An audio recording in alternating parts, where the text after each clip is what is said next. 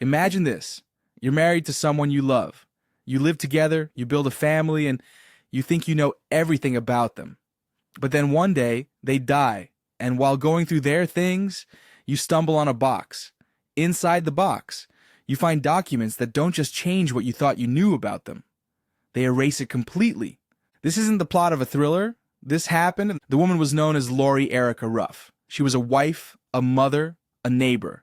But when she died in 2010, her secret came out. She had spent her entire adult life living under a stolen identity. And to this day, parts of her story remain a mystery. This is the strange, dark, and mysterious story of the woman who was no one. When people described Lori, they used words like quiet, distant, and private. She married a man named Blake Ruff, a church-going guy from Texas. Blake's family was large and well-connected in their small town. They welcomed Lori, but they noticed things about her. She didn't talk much about her past. She claimed to be from Arizona, but she never introduced her family or childhood friends. At gatherings, she often seemed nervous or guarded. Still, Blake loved her. The two married in 2004. A few years later, they had a daughter. From the outside, they looked like a typical young family. But beneath that picture, Lori was hiding something enormous. By the late 2000s, the marriage was struggling. Lori's secrecy grew heavier. She refused to share details about her life before Blake. She was controlling about their daughter, often keeping her away from Blake's family. She withdrew from social gatherings and became increasingly paranoid. The pressure mounted until Blake filed for divorce in 2010. Lori did not take it well. She spiraled into despair. And on Christmas Eve 2010, Lori parked her car outside her in-laws' home in East Texas.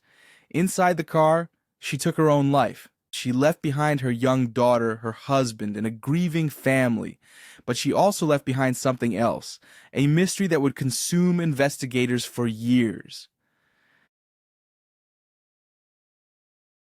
After Lori's death, Blake and his family began sorting through her belongings. In the back of a closet, they found a heavy metal lockbox. It was secured, and at first, no one thought much of it. But when they pried it open, what they discovered sent chills down their spines. Inside were documents, old official papers that didn't make sense. There was a birth certificate for a girl named Becky Sue Turner, born in 1969 in Washington State. But records showed Becky Sue had died in a house fire when she was just 2 years old. That identity should have ended there. And yet here was a certificate, along with legal documents, showing that Becky Sue Turner had applied for a Social Security number in 1988. That Social Security number later became the foundation for a brand new identity, Lori Erica Kennedy. And from that moment forward, Lori had lived her entire adult life as someone else. The discovery sent shockwaves through Blake's family. Who had Lori been before she became Lori Kennedy? Where had she come from? Why had she stolen the identity of a dead child? Police were called in. The FBI even got involved. Investigators pored over the documents, traced the Social Security records, and tried to piece together the puzzle. Here's what they uncovered. In May of 1988, someone walked into a Social Security office in Idaho using the birth certificate of little Becky Sue Turner and applied for a Social Security number. That number was granted. Later that year, using that new Social Security identity, Becky Sue legally changed her name to Lori Erica Kennedy in Dallas, Texas. From then on, she built an entirely new life. She enrolled in college, earned a degree, and eventually met Blake. It was as if Lori had pressed reset on her life in 1988. Before then, she didn't exist. The FB. I tried to trace Lori's life backwards. Who was she before 1988? Where had she come from? For years, the trail went cold. There were no fingerprints in any databases, no criminal record, no family looking for her.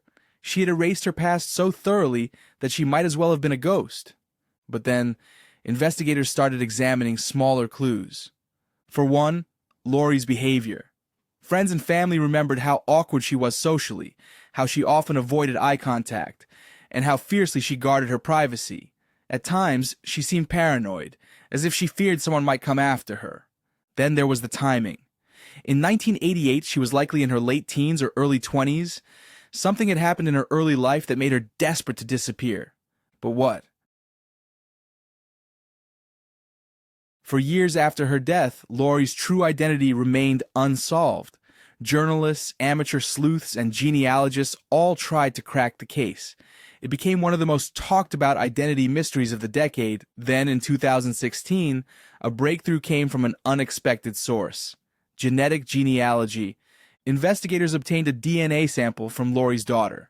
Using it, they created a genetic profile and compared it with public databases of family ancestry. Slowly, matches began to appear. The results pointed to a family in Pennsylvania. Finally, after decades of speculation, Lori's true identity was revealed. She was born Kimberly McLean in 1968 in Philadelphia. Kimberly had grown up in a troubled household. Her parents divorced, and she reportedly had a difficult relationship with her stepfather. At 18, after a fight with her mother, Kimberly left home. She told her family she never wanted to see them again. And she meant it. From that moment forward, Kimberly disappeared. She cut ties completely. 2 years later, she resurfaced as Becky Sue Turner, and not long after, as Lori Kennedy. She never contacted her parents again. To them, she was gone. Even though her real name is known, Kimberly McLean's story still raises chilling questions. Why go to such lengths? Most people who fight with their family don't steal the identity of a dead child and rebuild their life from scratch. Was she running from abuse? From a crime? From a secret she never shared? Her family, when contacted, expressed sadness but also shock. They had never filed a missing persons report, believing Kimberly had chosen to leave. They had no idea she had reinvented herself so completely. What drove her to bury her past so deeply may never be known. The case of Lori Erica Ruff, born Kimberly McLean, is haunting because it forces us to question how well we really know the people around us. She lived for more than 20 years as someone else, fooling not only her husband and his family, but entire systems, colleges, employers, even the government. Her story also highlights the strange power of identity. In the modern world, who you are on paper often defines who you can be in real life. Lori proved that with the right documents, a determined person can vanish and be reborn.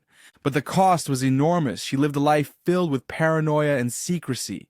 She never escaped the shadows of her past, whatever they truly were. In the end, the mystery box in her closet revealed what she had spent her life trying to hide. She was the woman who was no one.